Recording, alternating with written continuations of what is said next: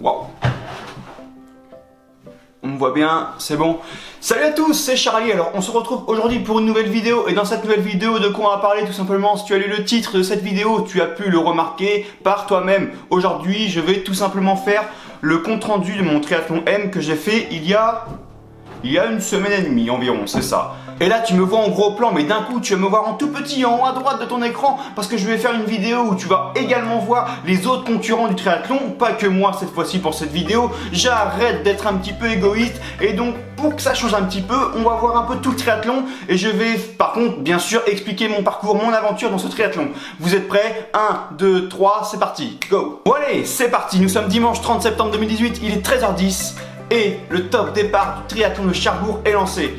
Il est 13h10 exactement, l'eau est annoncée à 16 degrés au bord, il me semble, parce que une fois que nous sommes partis en masse, en foule, au loin, pour arriver à la première bouée, j'étais totalement gelé. Je pense que l'eau devait plutôt tourner autour des 12-13 degrés. Même en combinaison de natation qui doit faire 2 mm je crois, j'étais totalement gelé. Mais c'est pas grave, on continue le triathlon. Je me suis dit, putain Charlie, tu ne vas pas abandonner en natation, tout ça parce que tu as froid. C'est juste impossible. Une fois gelé, c'est pas grave, je continue de nager. Je me prends des poings dans la gueule, des pieds dans la gueule. On me chope les pieds concurrents de derrière. Ils nagent en crawl, tu vois, normal, comme moi. Sauf que eux, quand ils te touchent, ces petits enfoirés, ils viennent te choper le pied, ils te le serrent et ils te le tirent vers le bas, histoire que ça te ralentisse un petit peu. C'est super cool, c'est super sportif, merci les mecs de faire ça. Mais bon, c'est pas grave, du coup on continue la natation. Moi c'était ma première expérience en tant que triathlon, parce que c'est mon deuxième triathlon que j'ai fait. Et quand j'avais fait le premier, j'étais parti un peu derrière, un peu d'appréhension sur la natation. Donc je m'étais mis un petit peu à l'écart et j'avais pas rencontré ces soucis-là. Donc là, c'était une première de nager en peloton comme ça, d'être sur, on va dire, 30 mètres de large et d'un coup arriver à tourner autour d'une bouée et de se retrouver sur 3 mètres avec 300 personnes. Enfin, un peu moins parce que du coup, les premiers étaient partis, mais tu te retrouves, tu sais plus où t'es, les gens te nagent dessus, te passent dessus, mais c'est extraordinaire, j'avais jamais fait ça. Et bon, pour continuer, moi la natation, ça s'est plutôt bien passé. Je fais un temps de 26 minutes 42 secondes. J'ai pas eu trop de mal à sortir de l'eau. J'ai eu les jambes pour courir, pour aller jusqu'à mon vélo. Donc c'était génial. Deuxième phase de ce triathlon. Alors nous passons par un enchaînement, bien sûr, la première transition, la T1, où tu sors de l'eau pour aller chercher ton vélo, donc tu enlèves ta combi tout en courant. Moi, ce que je n'ai pas forcément réussi à faire parce que je n'ai pas trouvé la ficelle de ma combi qui était bien sûr passée devant, collée devant, donc je vais la chercher dans le dos. C'était limite à me déboîter l'épaule, mais c'est pas grave, tout ça pour gagner quelques secondes. Et donc j'ai finalement fini bien sûr par trouver cette fameuse ficelle. Donc j'enlève ma combi en courant, j'arrive à mon vélo, je me change, j'enlève ma combi. Surtout, n'oubliez pas, il y a certaines étapes à réaliser. Donc tu enlèves ta combi, après tu mets ton casque, tu mets tes lunettes, tu mets ton dossard derrière. Ensuite tu enfiles, pour moi je mets des chaussettes parce que j'ai horreur de faire du vélo ni de courir ensuite sans chaussettes. Je trouve que ça colle après. Enfin bref, chacun son truc. Et là c'est parti pour 40 km de vélo. Donc moi je pars tranquille, je me dis Charlie, on va pas trop se défoncer parce qu'après il reste la course à pied. On part en vélo. Au début c'est plat, donc je me couche quand même sur les prolongateurs, tu vois, parce que je me sentais chaud, tu vois, les mecs ils étaient chauds à côté de moi. Je roule bien, mais je vois les mecs qui me passent à côté une vitesse, je comprends même pas comment ils font pour rouler aussi vite. Après c'est peut-être explicable parce que ça fait pas forcément longtemps que je fais du vélo, je pars en vélo, tout va bien, nickel, mais sauf que petit vent de face au début du vélo, dehors au triathlon ne faisait pas forcément très beau, pas de soleil, c'était nuageux. J'étais, écoutez-moi bien, gelé. Tu sors de l'eau, déjà j'avais froid dans l'eau, je pars en vélo avec un vent de face, j'étais gelé. Mais c'est pas grave, allez Charlie, t'as le mental, t'es fort, on continue. C'est parti, on continue pour le vélo, on grimpe des premières montées, je les monte bien, je monte super bien mes premiers cols, je les monte en danseuse, je double des gens, après je continue à rouler. Au retour, on fait 20 km avec là du dénivelé, tout ça, on repart sur une route, les 20 derniers, tout droit, qui roule, un peu de faux plat descendant, un peu de faux plat montant, bim, on enquille, nickel. Je fais mes 40 km de vélo en 1h15 et 57 secondes. Donc c'est vachement bien, je dois faire du 32 de moyenne, il me semble, sur ce tour. Je suis super heureux de mon résultat, mais je me dis Charlie, n'oublie pas, il reste la partie que tu détestes le plus, la course à pied.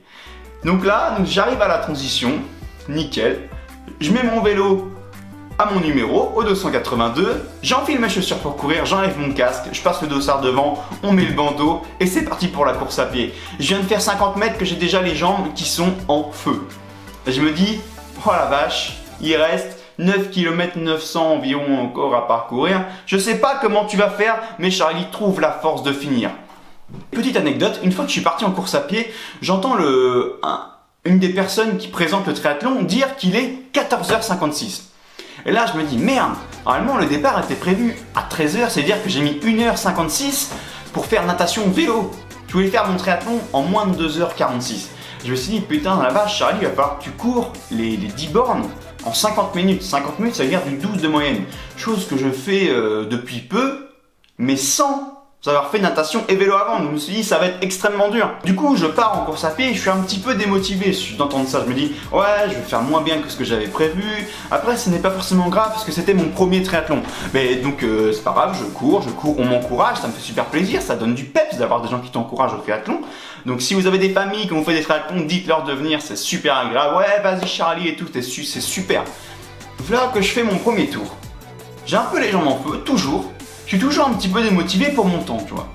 Et on passe devant la ligne d'arrivée, et là je vois le compteur de temps. Et là je vois 2h08. Mais Charlie, c'est pas possible, le mec il s'est trompé quand il a donné l'heure tout à l'heure. Il y a un truc qui va pas, je me dis, c'est sûr, je cours à plus de 10 de moyenne, donc la deuxième boucle, je vais forcément la faire en moins d'une demi-heure. Donc ça veut dire que je vais forcément battre le temps que j'avais prévu de faire. Donc là, bim, pic d'adrénaline, pic de motivation, c'est parti, j'enquille les 5 derniers, je suis chaud.